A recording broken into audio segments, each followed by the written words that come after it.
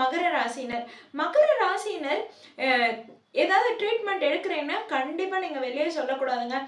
அதே மாதிரி வேலை ஏதாவது கிடைச்சிருக்கு, மகர ராசி மகர லக்னத்தினர் சேர்ந்தவங்களுக்கு வேலை ஏதாவது கிடைக்குதுன்னா அந்த வேலையில போய் ஜாயின் பண்ணா கூட நீங்க வெளியே சொல்லிக்காம இருக்கிறது தான் நல்லது. தன்னால தெரியும் போது தெரிஞ்சு போட்டோம், விட்டுடுங்க.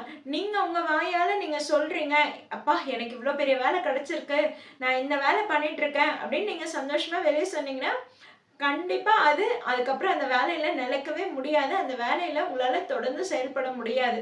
அதனால உங்க வேலைய பத்தி நீங்க பெருமையா பேசிக்க வேணாம். அதே மாரி ஏதாவது ட்ரீட்மெண்ட் எடுக்கிறீங்க, ஸ்கின் ட்ரீட்மெண்ட் எடுக்கிறீங்க, இல்ல சைல்டுக்கான ட்ரீட்மெண்ட் பேபி நிக்கணுன்றதுக்காக ட்ரீட்மெண்ட் எடுக்கிறீங்க, இல்லைன்னா பிசிஓடி, தைராய்டு இதுக்கெல்லாம் ட்ரீட்மெண்ட் எடுக்கிறீங்கன்னா, அத பத்தியும் நீங்க வெளிய சொல்லிக்க வேணாம். ட்ரீட்மெண்ட் தானேம்மா, இத பத்தி சொன்னா அப்ப எங்களுக்கு அது ஆப்போசிட்டா ரிவர்ஸா தானே நடக்கும்னு கேட்காதீங்க.